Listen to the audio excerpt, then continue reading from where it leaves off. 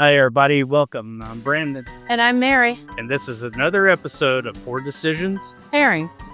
And today we are going to be reviewing, in time for the big game, which we're representing, our state of Louisiana.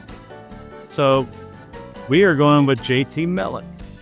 Now, for those of you who are not familiar with JT Meleck, this is not a bourbon.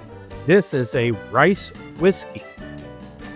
And this is made down in Branch, Louisiana. This is a single barrel cask strength coming in at 125.1 proof. You want the backstory is this family has a farm and they grow rice. And when the rice industry had dropped and they couldn't seem to sell off, they decided that let's try to distill it. Let's make some rice whiskey, if you will. And JT Meleck was born. Yep, and it's still a thriving farm. They still grow rice and crawfish to this day.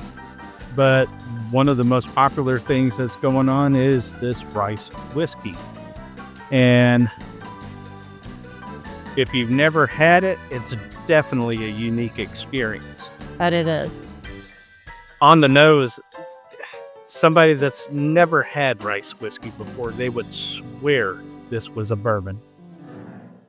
Because you get those classic notes. You get a sweet oak. You get some baking spices. You get a little... Like cinnamon, nutmeg. Absolutely. You also get a little bit of vanilla.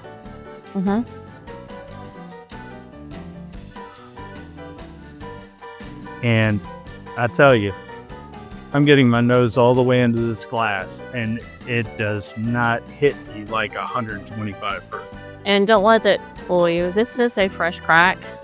We did crack it earlier today. We've had a couple of samples from it, and we're thoroughly enjoying it.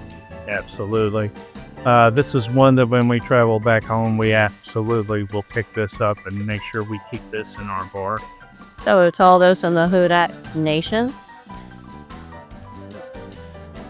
Yeah, we're not there this year, but hey. Yep. You never know what the future holds. love to all our family and friends that are in Louisiana. Absolutely.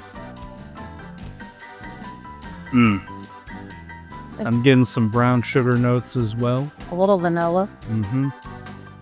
And with me, I mean, just off the nose, I just want a fresh, hot bread pudding. Oh, yes. It's typically a rum sauce, but you can definitely use this JT Meleck into that sauce. You could, but why waste it? I'd do a traditional bourbon sauce and just save this and have this to go with the bread pudding. I think it would enhance it. I don't know. We could always find out. We're going to have to. Yeah. Like if I had a slice of king cake right now, I think it would pair well with that too, just off these nose notes. Yeah, but I tell you what, this is seriously coating the glass. It does. It has nice legs. It's got beautiful color. I mean, it's such a rich color. And it's aged for 4+ years down in Louisiana. And where they have a lot of heat and 2 weeks of winter. Roughly. Well, they did have snow this year. It happens every once in a blue moon. Yeah, but how many Christmases did we celebrate in tank tops and shorts? A lot. Anyway, going into the palate.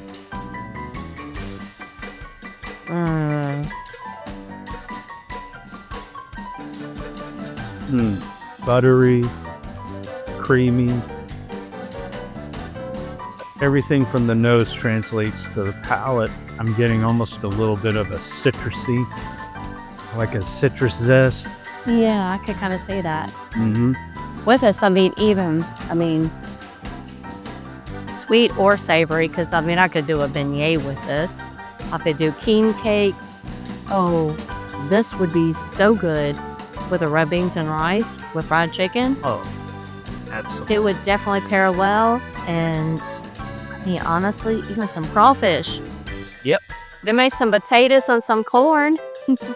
Yeah, I tell you, after all that, I could see you sitting outside in the backyard with a pour of this and having a cigar, any cigar. I could do it, a CAO, a punch, anything would go well with this, whether, it's, dark or light or sweet or not. This is such a well-rounded whiskey. It's so unique.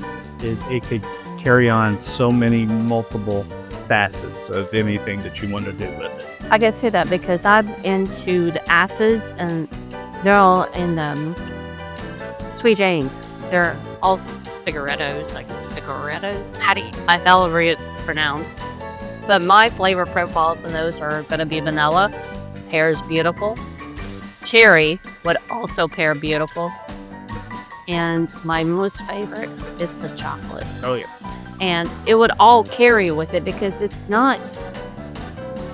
so well rounded that it could hold up to anything. Whether you want to put this with steak, and a baked potato would go good, but lasagna.